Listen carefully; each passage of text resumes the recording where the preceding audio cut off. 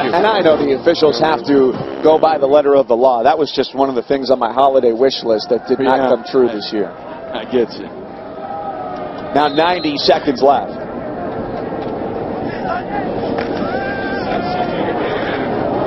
Childers unloads deep into single coverage off the fingertips of DJ Brown.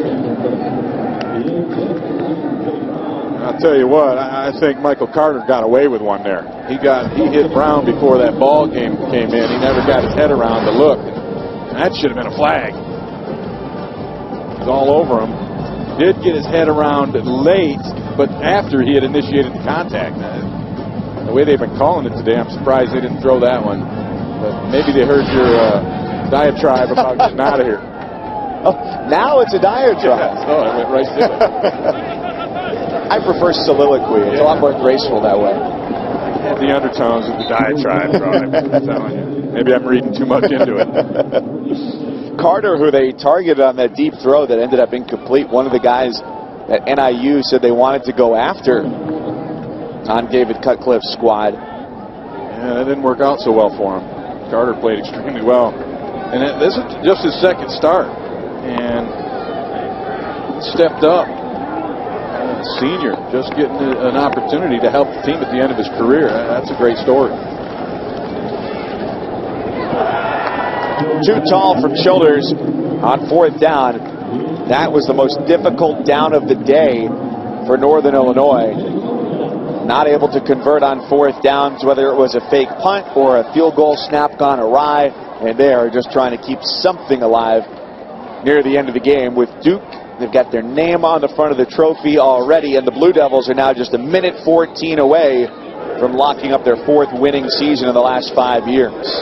Don't forget, New Year's Day, we'll have the college football playoff semifinals on ESPN. You got your top four here. Number 2, Oklahoma, and number 3, Georgia, the Heisman winner, Baker Mayfield in that one. And then number 1, Clemson. Number 4, Alabama. That's the Sugar Bowl from the Superdome in New Orleans, with both games also streaming live on the ESPN app. Who you got winning it all?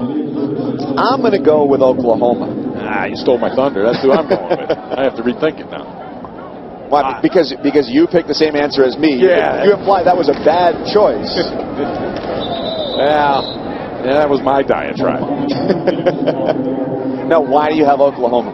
I just think the way Baker Mayfield's playing right now, the mojo they got going, I think they're going to handle Georgia. And I like Baker Mayfield in the title game.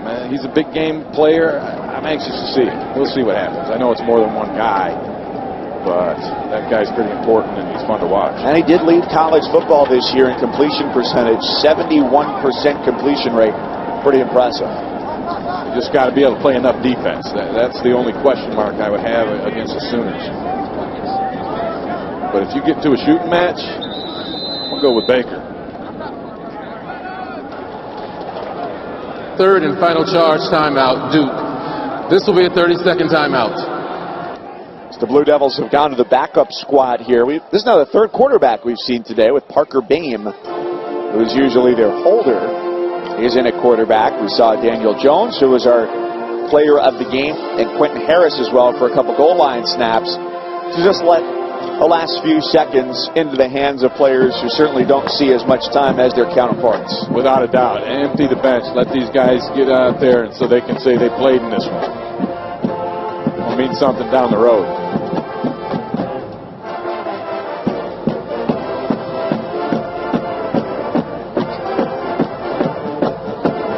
So you and I have Oklahoma over Georgia, Clemson and Alabama. The winner of that one's going to be the first team to go to 3 straight title games since the Seminoles of Florida State did it 98 to 2000. That's big time. Need to be able to maintain that. And I know on SportsCenter tonight they talked about a Dabo Swinney interview about the second time being a harder trip, harder road to take. And I can tell you from experience, getting back, repeating, that's a lot harder than winning that first one. Duke walking out of Detroit a winner, 7-6 to cap off this campaign that featured a 6-game losing streak after a 4-0 start, and Northern Illinois is done for the year at 8-5, a 36-14 final score. You can stay tuned on ESPN3 for the trophy presentation down on the field as the Blue Devils will celebrate. Coming up next here on ESPN, it's the Cactus Bowl, Kansas State and UCLA. We thank you for being with us here tonight from Detroit. On behalf of our entire crew, Allison Williams down on the field, and my partner Ray Bentley. I'm Mike Cousins saying so long, and we'll send you back to the studio. Here's Adnan. All right, Mike, thank you very much. Josh Rosen will not be playing in the game coming up. #1 overall draft prospect according to Todd McShay, but did not pass through the concussion protocols, and he will not be playing for the UCLA Bruins as they take on Kansas State in the third game of our triple header coming up right here on ESPN. The good news is, though, we got more football coming up, all right? With or without Rosen, we know it'll be a good game. Jonathan Vilma, Emmanuel Acho, Madden Burke, good to have you with us. Before we continue further, though, Emmanuel, quick thought on Duke. Impressive victory over Northern Illinois today. Yeah, we know about this Duke team that when they're hot, they're hot. Remember, won the first 4 games of the season, lost the next 6, and now have won the last 3. This is a good Duke football team, and they looked great today against Northern Illinois. Well, I'm happy for the seniors. They went out with a bang. Northern Illinois was a good opponent. I thought that they had a really good chance of winning this game. Daniel Jones played very well defensively. Only gave up 2 big plays. Other than that, they held them in check. So it was a good win, a way to send off the seniors. All right, let's check out the Zaxby's Heart of Dallas Bowl. That was the first game of our triple header today on ESPN, featuring Kyle Whittingham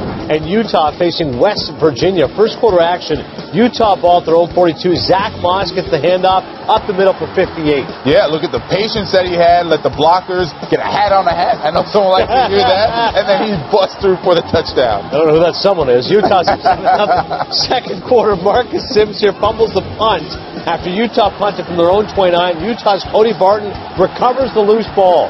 When it goes bad, it goes bad, A.V. And I don't know what he's doing. He's trying to take the ball home with him, J.V.? I assume he is. I don't know what that was. What I know, this is a nice touchdown by Tyler Huntley, able to run the ball and control the clock all game long. You're going to watch another touchdown by Tyler Huntley. Oh, make the guy miss.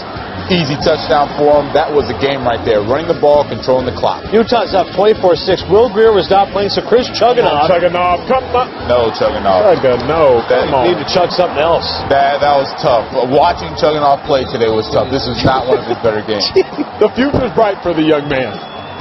The hat on hat was Be up to this. Hat on hat was the rib. You know, it's our producer there. Blackman was named MVP with a couple of interceptions. How about Kyle Whittingham? My guy gets it done when it comes to bowl games. 11-1 bowl record, the best in FBS history, with a minimum of 7 bowl wins. So Utah, say what you will, but the regular season, when it wins to bowl games, they get it done. And for Utah, at least specifically, you felt confident, JV, going into this one they would win, and they did perform well. As you said, without Will Greer for West Virginia, certainly discounted their chances. Yeah, it was a totally different offense. Without Will Greer, he was the one that made them go. He understood the offense, understood the defenses, and he was able to throw the ball, and he performed very well during the season. Now, Chugganoff, I did not expect him to have such a poor game. I was frankly disappointed in the coaching, because you can coach up a player of Chugganoff's caliber to say, okay, we have a couple reads for you that you can make. If you don't see it, just run the ball. And unfortunately, it didn't happen. He looked really off-kilter the whole game. Well, let's be honest. You lose Will Greer, so you lose about 35 passing touchdowns this season. You lose Justin Crawford, your starting running back, so you lose another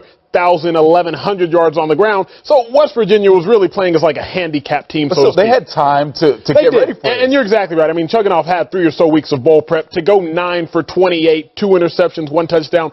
Really unacceptable, especially given the bowl prep. But like you said, Dana Holgerson's really an offensive mastermind. Right. And everybody knows his background. You got to get Chugganoff some easier throws early on in the game, get him in a rhythm. All right, so disappointment there for West Virginia, but the Utes do prevail. Coming up next, we've got Kansas State and UCLA. And Josh Rosen, so much conversation around this young man because could go #1 overall in the NFL draft, decides to go to the next level. He and Sam Darnold jockeying back and forth, but he is not going to be playing in the game coming up. He had been practicing, as you can see here, warming up as well. Why? But did not, good question, because he's not playing. He did not pass the concussion protocol. So, Emmanuel, for those who've been following the story, or perhaps have not been following the story, what do you make of the way Rosen is now ultimately not going to play in this Cactus Bowl? You know, this one's just so perplexing to me because everybody knows, you know, when you have a concussion, I don't even know why he's out there warming up. Clearly, you have the whole week in practice to figure out if you could tolerate the stress, if mentally, if neurologically, you could tolerate the stress of being out there breaking a sweat. Right. So I really don't even get why he's out there warming up. Ultimately, he said he's not good enough to go. We have to take it at face value. He's not good enough to go. Again, I will pose the question, if it was a bigger game, would he have played? Ultimately, we don't know. But again, take it at face value. He's not good enough to go. I just don't understand why you even have him out there in full pads warming up. Yeah, honestly, I can't comment on it because I don't know enough about the protocol procedures in college football. If they let them go out, then test them afterwards, or if they're supposed to test them beforehand and then let them go out. I honestly don't know. So I'm glad that if he's not 100%, that he's not playing. But it is odd. It almost looked like he was a decoy for Kansas State to see if he was going to play or not, or who they're going to have lining up at quarterback. The real problem is in this day and age of college football, when everybody knows the superstars or the players that might declare early for the NFL draft, they sit out their bowl games. It just breeds speculation. Yeah. You know, and obviously we're up here for a reason. We have to speculate. But in this day and age of college football, where superstars are known to sit out, it just breeds speculation. And Jonathan and I have had conversations off air. Rosen's biggest knock is his health. Knocked out last year midseason. His freshman year, I think it was kind of up and down. So ultimately, if he sits out this game because of a concussion, how does that look for him? It's going to be... Oh, you waiting for me? No, could be some questions, definitely. I thought you had more to have. No, I didn't. I agree with what Acho was saying, so I was like, okay. Chip Kelly. So this is the new era begins now. Obviously, it was a juggernaut at Oregon, did not end well in Philadelphia or San Francisco. Yeah. Is he going to build another dynasty here, or are they just going to be improved?